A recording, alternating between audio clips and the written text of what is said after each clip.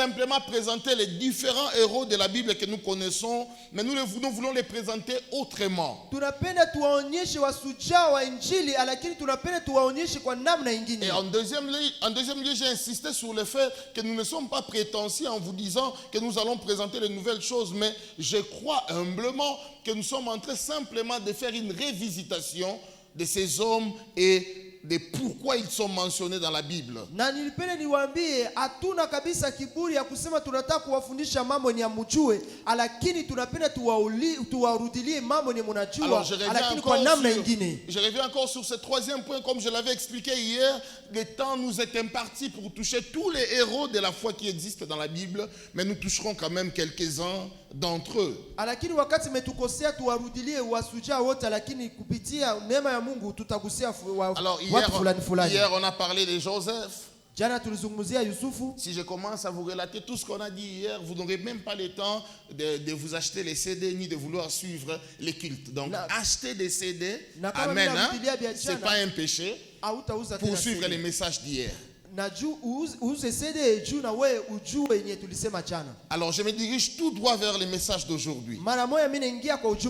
Alors si vous avez une Bible avec vous, ouvrez dans Hébreux chapitre 11. Je vais lire le seul verset 4. Mais également pour ceux qui prennent note, écrivez Genèse chapitre 4 du 1er au 10e verset. Hébreux 11, le seul verset 4, la Bible déclare: c'est par la foi qu'Abel offrit à Dieu un sacrifice plus excellent que celui de Caïn. C'est par elle qu'il fut déclaré juste, Dieu approuvant ses offrandes, et c'est par elle qu'il parle encore, quoique mort. Une offrande bavard. Continue à parler, quoique l'offreur n'est plus. Genèse chapitre 4 du 1er au 10e verset. La Bible moi déclare: Adam connut Ève sa femme. Elle conçut et enfanta Caïn. Et elle dit: je formai un homme avec l'aide de l'Éternel. Elle enfanta encore son frère Abel. Abel fit berger, Caïn fit laboureur. Au bout de quelque temps, Caïn fit à l'Éternel une offrande de fruits de la terre. Et Abel, de son côté, en fit une des premiers-nés de son troupeau et de leur graisse. L'Éternel porta un regard favorable à Abel et sur son offrande, mais il ne porta pas un regard favorable sur Caïn et sur son offrande. Caïn fut très irrité, son visage fut abattu. Et l'Éternel dit à Caïn: pourquoi es-tu irrité? Pourquoi ton visage est-il abattu? Certainement, si tu agis bien, tu relèveras ton visage. Et si tu agis mal, les péchés se couchent à la porte. Et ses désirs se portent vers toi. Mais toi, fais quoi? Domine sur lui. Cependant, Caïn adressa la parole à son frère Abel. Mais comme ils étaient dans les champs, Caïn se jeta sur son frère Abel et le tua. Triste. L'Éternel dit à Caïn: où est ton frère Abel? Il répondit: je ne sais pas. Mais Caïn, tu viens de le tuer, non? Et il répond à Dieu en disant: suis-je le gardien de mon frère? Quel cœur! Suis-je le gardien de mon frère? Et Dieu dit: qu'as-tu fait? La voix du sang de ton frère crie de la terre et jusqu'à moi. Aujourd'hui, je toucherai ce deuxième héros selon ma logique de la foi. Abel. Mais ma petite thématique d'aujourd'hui, je l'ai intitulée Abel, le plus excellent sacrifice. Abel, le plus excellent sacrifice. En introduisant mon message d'aujourd'hui, j'aimerais nous amener à prendre conscience des dangers derrière l'offrande. Il y a beaucoup de dangers derrière l'offrande que nous présentons à Dieu. Beaucoup de dangers derrière les services que nous rendons à Dieu. Je ne fais pas les services parce que j'ai l'habitude de les faire. Je ne sers pas Dieu n'importe comment. Je ne peux pas servir Dieu avec ma propre logique. Nous sommes appelés à servir Dieu mais avec la logique de Dieu. Nous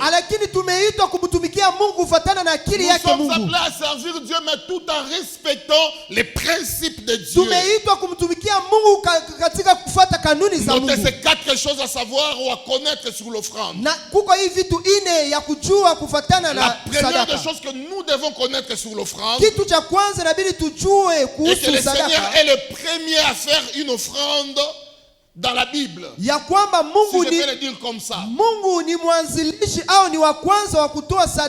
lui-même est le premier à faire une offrande. Dans 1 Pierre chapitre 1 verset 20. Dans 1 Pierre 1 verset 20, la Bible nous présente l'offrande du rachat de l'humanité. Dieu a eu à faire un sacrifice. Il a sacrifié son propre fils. Et il l'a fait avant la fondation du monde. À chaque fois que nous parlons de l'offrande, Dieu était le premier à faire une offrande. Mais la deuxième chose à connaître sur l'offrande, et que tout enfant de Dieu est concerné par l'offrande. Un peu pour dire tout enfant de Dieu est concerné par les services à rendre à Dieu.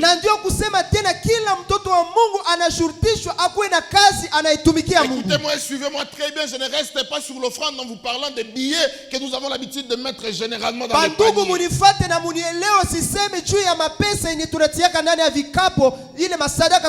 Tout le monde est concerné par l'offrande. Dans Exode chapitre 12 verset 3,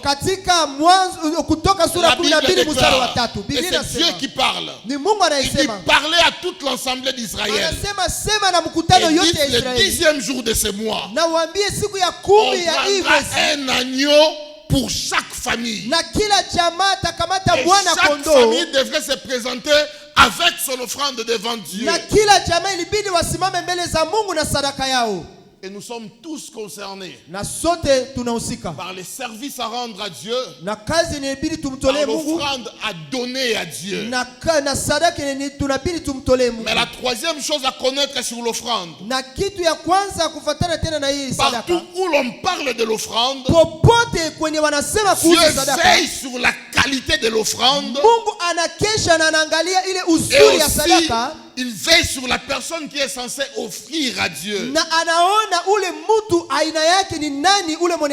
Exode chapitre 12 verset 5. Exode 12 verset 5. Ici on parle de la qualité. Ce sera un agneau sans défaut. Dieu reste sur le petit détail. N'offrez pas n'importe quel agneau, mais offrez un agneau sans défaut. C'est un peu pour dire, ne me rendez pas service n'importe comment, mais sanctifiez-vous avant de me rendre service. Un service pur et saint. Un service propre. Un agneau sans tache, sans défaut. Dans 1 Pierre chapitre 1 verset 19. Là, on parle de l'offrande que Dieu a eu à faire. La Bible déclare, Dieu nous a rachetés par le sang précieux de Christ. Mais suivez les détails, il dit comme d'un agneau sans défaut et et sans tache. Kama sadaka ya mwana kondoo asiyekuwa na ulemavu na asiyekuwa na taka. De rester sur les détails. Na pale Mungu anatia mkazo juu ya mambo madogo que nous avons l'habitude de négliger. Na sana sana ni mambo ni sisi tunasahau. La quatrième des choses à connaître sur l'offrande. Na kitu kingine ya kujua kufuatana na sadaka. Comme je venais de le dire tout à l'heure. Na vile ninatoka kuisema. L'offrande c'est aussi le service que tu rends à Dieu. Sadaka inakuwa vile vile kazi unamtumikia Mungu. Nous rassurer même. Na pele nibambie neno Il wahakikishie. y a une puissance derrière le service. Kuna uwezo nyuma ya kazi ya Mungu. Il y a une puissance derrière le service. Kuna kuwa na uwezo nyuma ya kazi. Nous jouissons même de l'intervention divine, mais derrière le service. Tunafaidika hata na msaada ya kimungu nyuma ya kazi. Nous jouissons de la main de Dieu, mais derrière le service. Tunafaidika hata na msaada wa Mungu nyuma ya kazi. Exode 23 verset 25. Katika Kutoka 23 mstari wa 25. Biblia yangu inasema, vous servirez l'Éternel votre Dieu. Mutatumikia Bwana Mungu wenu. Il bénira votre pain. Atabariki mkate wenu. Et vos eaux. Na maji yenu. Mais j'aime la dernière partie. Napenda sehemu ya mwisho. Il dit, j'éloignerai la maladie du milieu de toi. Anasema nitatia magonjwa mbali na wewe. Lorsque tu sers Dieu. Wakati unamtumikia Mungu. Au-delà de bénir ton pain. Zaidi ya kubariki mkate. Na zaidi ya kubariki maji. Il prend le soin d'éloigner la maladie du milieu de nous. Anakamata magonjwa anaitia mbali na wewe. Je prie dans le nom de Jésus. Naomba kwa jina la Yesu. Que quelqu'un arrive à servir Dieu, mais j'insiste fidèlement. Mtu amtumikie Mungu lakini natia mkazo katika uaminifu. Tout à l'heure là, alors qu'on était en train de venir. Na wakati nilikuwa nakuja hapa. Nous sommes arrivés avec maman Dasso rond-point au niveau du rond-point. Tukafika na mama hapa ngambo ya Masangachia. Elle a sorti une phrase qui m'a frappé. Alisema masemi ilinigusa. Elle a dit comme si elle soupirait. Alisema kama vile mwenye alivuviwa. Servons Dieu pour de vrai. Anasema tumtumikie Mungu katika ukweli. On était avec quelqu'un dans la voiture avec Manik. Tu as entendu la phrase? Tulikuwa na ndugu Manike naye mugari naye alisikia ile masemi. Servons Dieu pour de vrai. Tutumikie Mungu ndani ya ukweli. Est-ce que tu sers Dieu pour de vrai? Je, unamtumikia Mungu ndani ya ukweli? Est-ce que tu es pur en rendant le service à Dieu? Uko musafi wakati unamtumikia Mungu? Quel est l'état de ta vie lorsque tu rends service? Ai, uko na hali gani ya maisha wakati unamtumikia Mungu? Quel est l'état de ta vie lorsque tu offres à Dieu? Uko na aina gani hali gani ya maisha wakati unamtolea Mungu? Nos portes sont fermées. Mamilango inafungwa. Parce que ce que nous présentons à Dieu sababu yenye tunampatia Mungu n'est pas pur. Haiko safi. Ça nous ferme des portes. Inatufungia milango. Nous sommes tout le temps attaqués, tout le temps malades. Kila wakati tumeshambuliwa, kila wakati tunagonjwa. Na hakuna mambo inaendeka ndani ya manyumba zetu. La qualité du service. Hali au aina ya kazi tunafanya. La qualité de l'offrande. Hali ya sadaka tumetoa. Si tu veux que Dieu éloigne la maladie, na kama unataka Mungu aweke mbali magonjwa, serve Dieu fidèlement. Tumikia Mungu ndani ya uaminifu. Si tu veux que Dieu bénisse ton pain, kama unataka Mungu abariki mkate wako, serve Dieu fidèlement. Tumikia Mungu ndani ya uaminifu.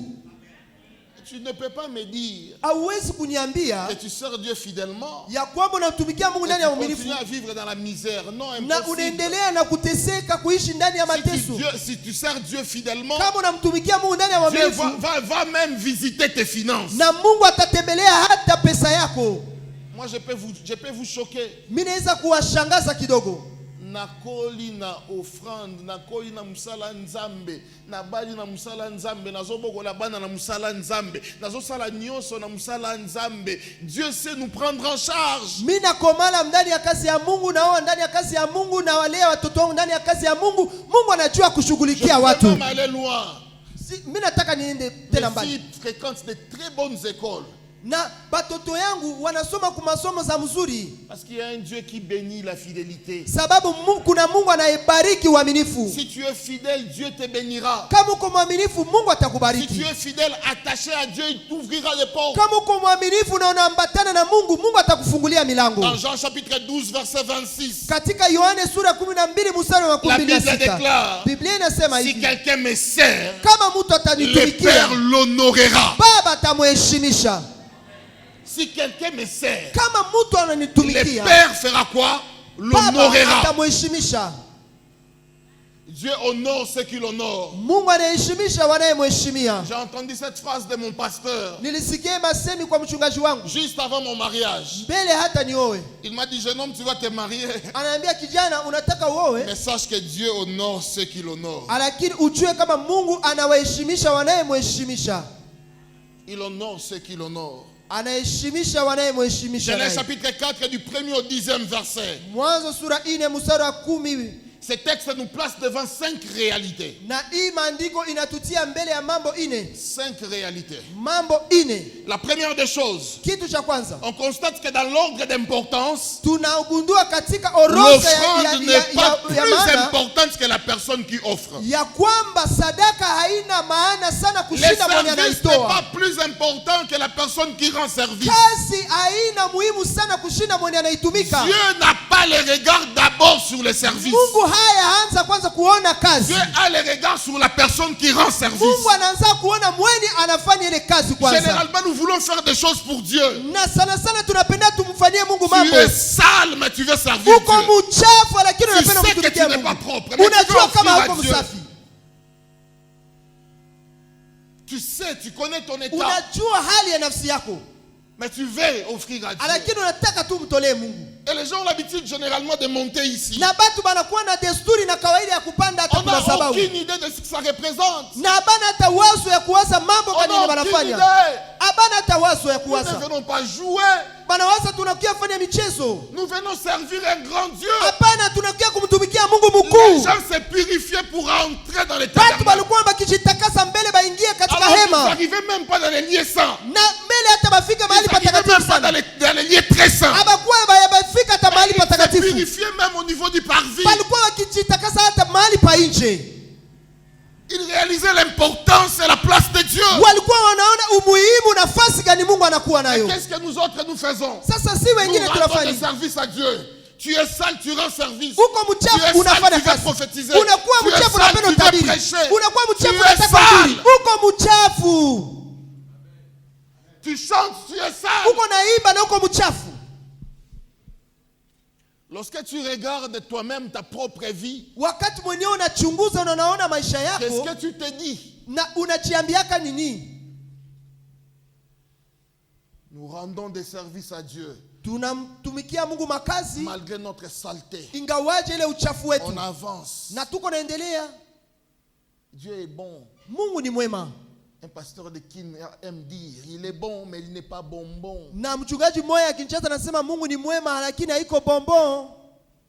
Dieu est bon. Mais faisons attention. Très attention. Il est écrit, l'Éternel porta un regard favorable sur Abel. Le regard est favorable sur la personne d'abord. Et puis il porta un regard favorable sur son offrande après. Ce n'est pas parce que tu chantes bien que tu es obligé de chanter alors que tu es sale.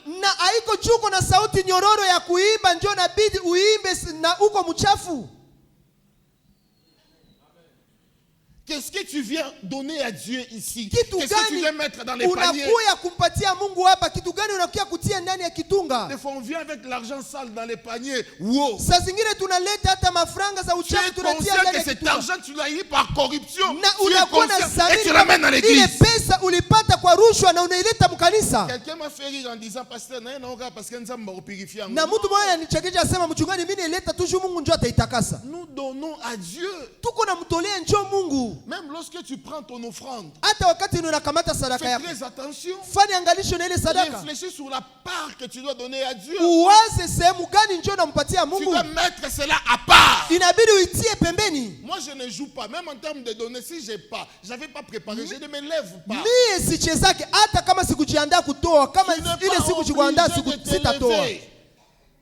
On prépare cela. Même lorsqu'on doit payer la dot, on se prépare pour payer sa dot. Les combles avec nous les chrétiens.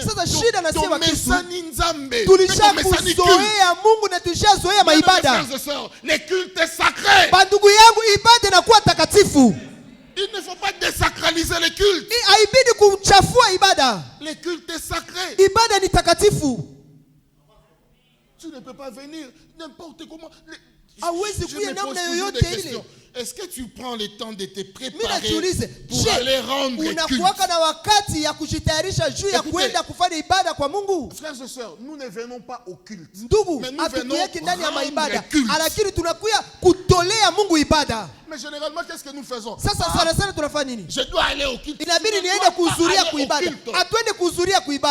moi qui prêche. Et toi qui entends. Nous sommes en train de rendre culte. Vous alourdissez nos cultes. Les cultes deviennent tellement lourds parce que alors que nous sommes dans un matin, nous sommes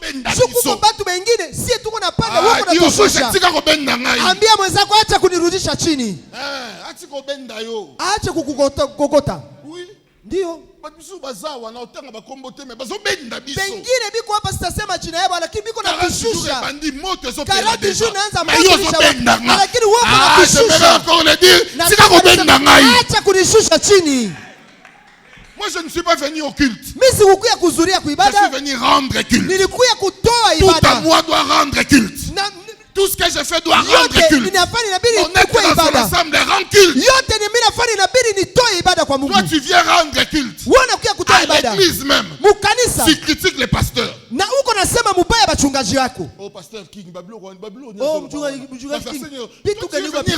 Est-ce que tu réalises ce que tu fais à l'église?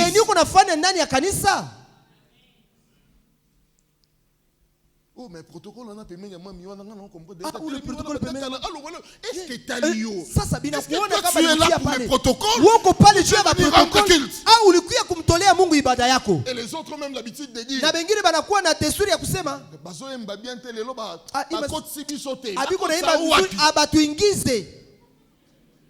oh, louange est commodité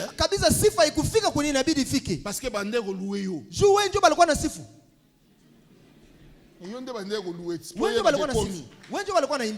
Les consommateurs n'ont même pas réagi.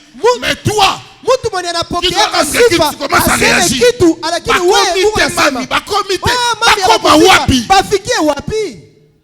Est-ce que c'est ton affaire? Tu deviens le consommateur du culte.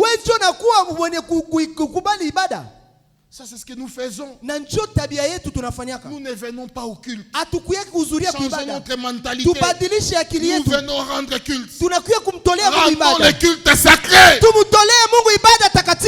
Dieu est saint. Préparons-nous. Les psalmistes pouvaient dire, il réalisait la grande joie pour lui de s'approcher de Dieu. Pour moi, m'approcher de Dieu, c'est un bonheur. Est-ce que tu réalises que tu t'approches de Dieu? Et généralement, même lorsque nous rendons culte, on a peu de temps pour Dieu. On a plus de temps pour nous. Adore Dieu. Oh, merci Seigneur. Ah, c'est bon. Je t'aime Dieu. Ah, tu es magnifique. Il y a même des phrases que nous maîtrisons. Tu es le narcisse des Sarons. Même si on te pose la question, ça veut dire quoi? Tu es l'étoile brillante du matin. Ça veut dire quoi, frère? Ah, je sais pas. On a l'habitude de le dire. Mais lorsqu'on nous dit seulement, nous allons briser les chaînes. Là, tu prends conscience que tu as des chaînes à briser. Même si tu n'en as pas. Rendons culte à Dieu pour Dieu. Dieu honore ce qu'il honore.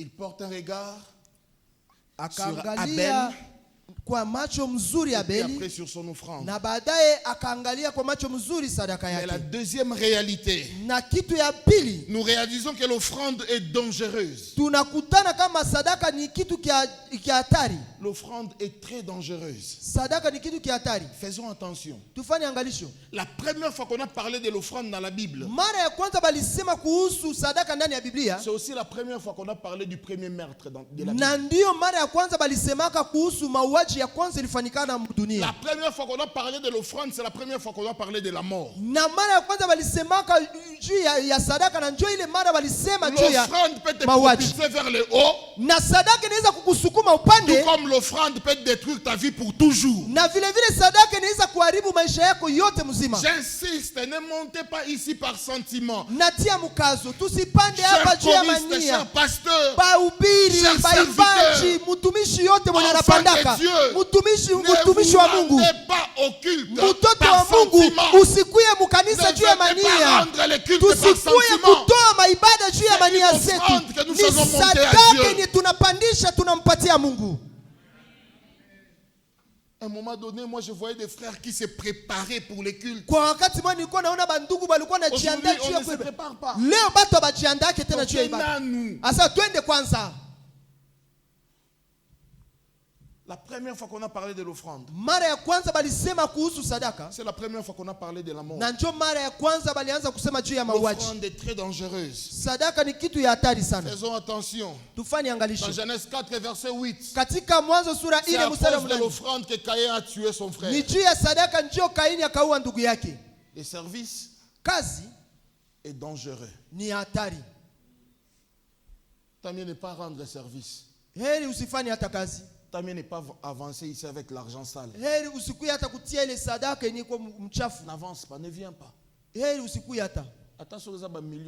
Hata kama ni mamilioni za kujikulie. Dieu n'est pas pauvre. Mungu siye maskini.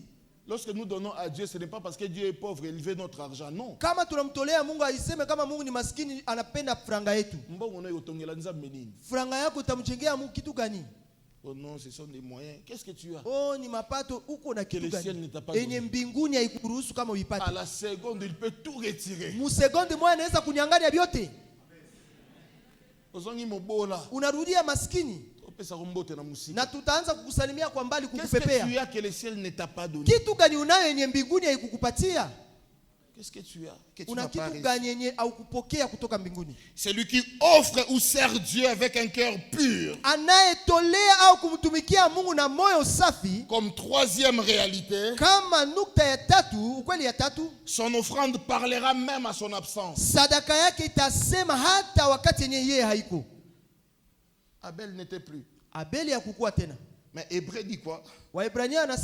Son offrande parlait. Dans Genèse 4 verset 10, la Bible dit: la voix du sang de ton frère crie de la terre jusqu'à moi. Na katika Mwanzo wanasema kama damu ya ndugu yako inalalamika toka ku udongo duniani mpaka kwako. Hébreux chapitre 11 verset 4, il est écrit: Dieu approuvant ses offrandes et c'est par elle qu'elle parle encore quoique mort. Na mimi napenda sana Waebrania sura 11 unasema Mungu akakubali sadaka yake na ingali nasema ijapokuwa alishakufa. Lorsque tu as le temps de sanctifier ce que tu dois donner à wakati ni uko na wakati ya kutakasa kitu ni unapenda mtolee Mungu. Cette offrande parlera peu importe les situations sadaka itaendelea kusema ingawaje situation gani utajikutana ndani. Peu importe. Ingawaje situation gani. Peu importe. Ingawaje situation gani.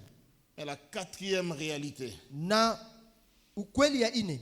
En lisant les textes de Genèse chapitre 4. Katika kusoma Mwanzo sura 4. La Bible ne nous présente pas. Biblia haituonyeshe kama là où Dieu a demandé une offrande à Caïn et à Abel. Biblia haituonyeshe kwenye Mungu alimuombaka Kaini na Abeli bamtolee sadaka. La Bible ne nous montre pas. Biblia haituonyeshe. Dieu n'avait pas demandé une offrande à Caïn et à Abel. Na Mungu hakubaomba sadaka Kaini na Abeli. Mais par là nous réalisons que cela était l'initiative personnelle. Lakini pale tukagundua kama ilikuwa mawazo yao wenyewe. Caïn et Abel ont pris l'initiative de faire une offrande à Dieu. Kaini na Abeli bakakamata mawazo bakasikilizana kumtolea Mungu sadaka. Ils n'avaient pas demandé. Na bakubaombaka hayo. Initiative personnelle. Ilikuwa mawazo yao wenyewe. Mais n'oublions pas. Lakini tusisabu. Même lorsque tu prends l'engagement hata wakati wewe peke unakamata naziri personnelle kwa namna yako wewe peke de faire quelque chose pour Dieu ya kumfanyia Mungu kitu.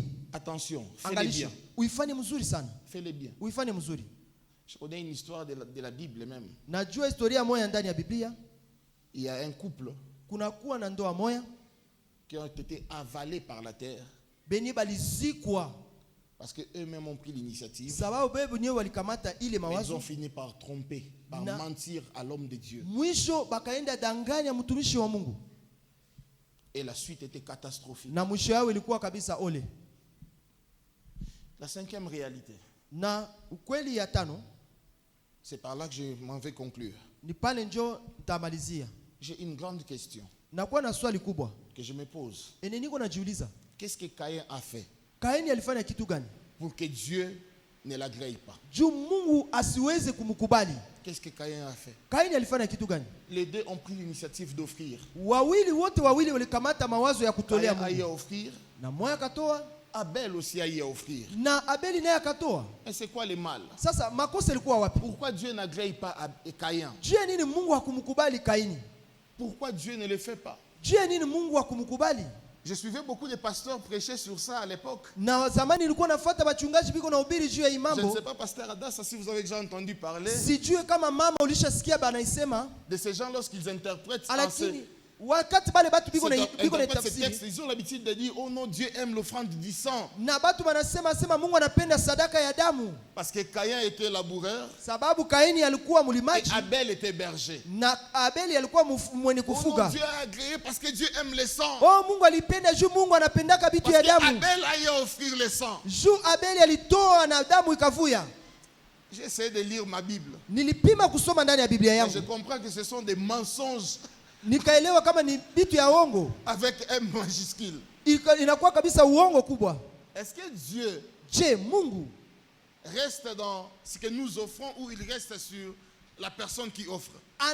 Anaangalia sana enye tunamtolea au anaangalia kwanza hali ya mtu mwenye anatoa ile sadaka? Je pense les deux. Na wazia yote mbili. Dieu reste sur la personne qui offre. Mungu anaangalia kwanza ule mwenye anatoa. Il regarde aussi l'offrande. Na anaona tena hali ya sadaka. Mais maintenant il y a une nuance que j'ai eu à établir. Sasa kuna kuwa ile kulinganishwa mbili yenye nimeona. En comparant les deux offrandes. Katika kulinganisha ile masadaka. Parce que je voulais comprendre que pourquoi Dieu a agréé Abel. Na nipende nijue juu nini Mungu alikubali Abel. Abel a fait de particulier. Na kitu gani Abel alifanya ya upekee? Et là je suis dans Genèse chapitre 4. Pale niko katika Mwanzo sura 4. Au troisième verset la Bible dit. Katika mstari wa au bout de quelque temps, Caïn fit à l'Éternel une offrande de fruits de la terre. Il était laboureur. Il donne à l'Éternel le fruit de la terre. Mais maintenant la Bible continue en disant, et Abel de son côté en fit une le premier-né de son troupeau. J'ai établir la nuance. J'ai fini par établir la nuance. Lorsque je compare les deux, je réalise simplement, ce n'est pas question de sang. Oh, Dieu aime le sang. Ça n'a rien à voir avec tout ça. Regardez très bien. Lorsque Caïn est en train d'offrir, il est en train d'offrir le fruit de la terre à Dieu. Il était laboureur. Mais lorsque Abel est en train d'offrir, la Bible a dit il a eu à offrir le premier-né de son troupeau. Je comprends pourquoi Dieu pouvait agréer Abel. Parce que normalement, si Caïn voulait être agréé par Dieu, il ne devait pas seulement offrir le premier fruit, plutôt le fruit de la terre, mais il devait offrir à Dieu le premier fruit de sa récolte. Par là, Dieu a compris. C'était une question de considération. Lorsque tu me considères, tu me donneras ce qui est premier. Et Abel a donné à Dieu ce qui est premier. Et parce qu'il a donné ce qui est premier, Dieu a regardé. Il dit tiens, ce jeune homme est en train de faire de moi la priorité de ses priorités. Et Dieu aime la première place. Dieu aime l'exclusivité. Lorsque tu donnes à Dieu, donne à Dieu ce qui est premier. Donne à Dieu ce qui est sans tâche. Donne à Dieu ce qui est propre. Donne à Dieu ce qui est premier. N'offre pas n'importe quoi à Dieu. Parce que Dieu n'est pas n'importe qui. Même en termes de service, si tu dois préparer ta voix pour chanter ici, prépare ta voix pour chanter ici. Dieu aime ce qui est premier. Dieu n'est pas un Dieu médiocre. Caïn ne fait pas de Dieu un Dieu médiocre. Je vais dire à un Caïn ici, mon Dieu n'est pas médiocre. Si tu dois lui offrir, donne à Dieu ce qui est premier. Abel est vu comme héros de la foi. Ça sera parce qu'il a placé Dieu comme priorité des priorités. Il donne ce qui est important. Il donne à Dieu la première place.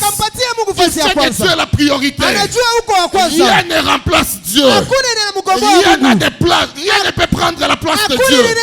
Lorsque tu commences à le réaliser dans ta propre vie et que rien ne peut prendre la place de Dieu, c'est alors que Dieu peut t'honorer. Parce que là, il comprend que toi, tu es en train de l'honorer. Oh mon Dieu, honore ce qu'il honore. Quelle est la place que Dieu occupe dans ta vie? Il est où? Des fois tu te souviens, j'ai un Dieu. Tu l'as même oublié. Quelquefois tu le places dans les oubliés. Tu places Dieu dans les tiroirs. Lorsque tu ne vas pas, tu ouvres les tiroirs.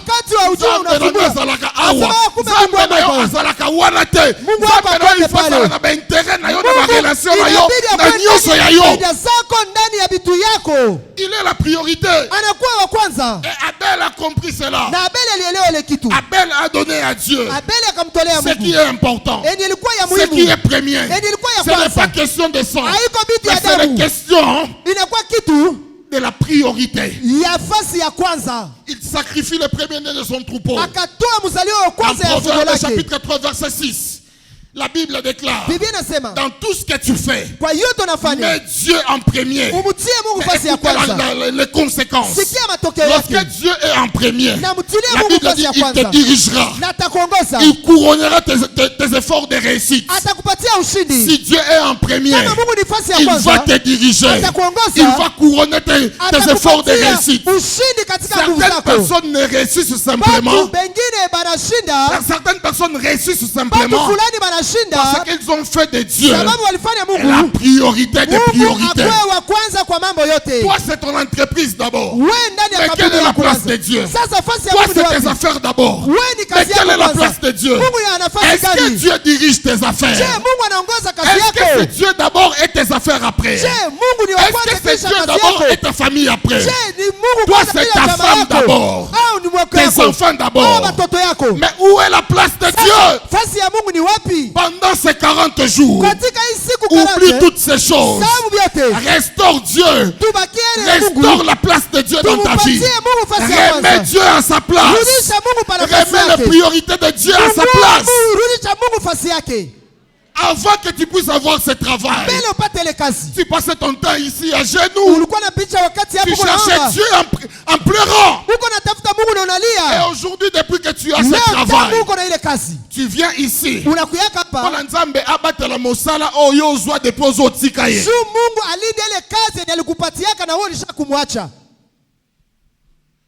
Où est la place de Dieu? Le cœur de Dieu est triste ce soir. Où tu l'as placé? Où tu l'as placé? Ce sont tes problèmes d'abord. Tes relations d'abord. Dieu doit être vu dans les 5 secteurs de ta vie. Est-ce que Dieu a une place dans tes finances? Est-ce que Dieu a une place dans tes intérêts? Est-ce que Dieu a une place dans tes relations? J'entendais une chanson. Cette chanson m'avait choqué. Il y a un frère qui disait dans la chanson, une sœur qui s'est lamentée dans la chanson. La sœur disait, elle parlait à propos du fiancé qu'il avait.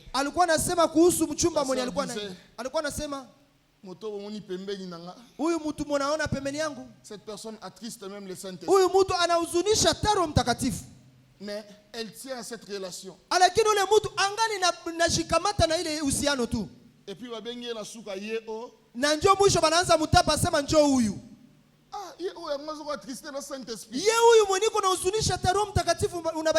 vous jouez. J'ai un ami qui attriste le Saint-Esprit. Quelle est la place de Dieu dans tes relations? Il y a même des fiançailles à briser ici. Des relations à briser ici. Parce que Dieu n'a pas de place. Des relations noires. Et puis 40 bandits automobiles sont beaucoup de suite en train de nous Kisha alourdir. 40 jours inaanza Si uko natia mikono yulu unatuletea buzito utuache Comment sisi ça va tutafute pas Mungu. briser cette relation sale? Mbele kwanza wende vunje ile uhusiano yako ya buchafu. Je pourrais même choquer quelqu'un qui travaille ici. Na mkwaza hata mtu mmoja mwenye anatumikake kwa Tu sais hapa. que la base de ton travail c'est la corruption. Unajua msingi ya kazi yenye ulipata ni Et rushwa. tu es bien assis dedans. Na wewe unaikala ndani ya ile Parce kazi. que tu gagnes de l'argent. Na uko napata pesa. Et tu veux vivre la main de Dieu. Na unapenda uishi mkono wa Mungu. Impossible. Hapana, haiwezekani. J'aimerais vraiment vous rassurer. Nataka nibahakikishie. Mon Dieu Mungu wangu ne bénit pas dans la saleté. habariki yake ndani ya uchafu. Hapana. Rien. Rien. Hapana. Rien. Hapana. C'est pas ce Dieu là qu'on m'a prêché. Haiko ndio Mungu balinihubiriaka. Ce soir, Magharibi ya leo Dieu te cherche. Mungu iko na kutafuta. Dieu te cherche. Mungu iko na kutafuta. Il est venu tout droit vers toi. Anakuya mara moja kwako. Dieu, Mungu il veut que tu puisses bien démarrer ces 40 jours. anataka uanze hii 40 jours mzuri.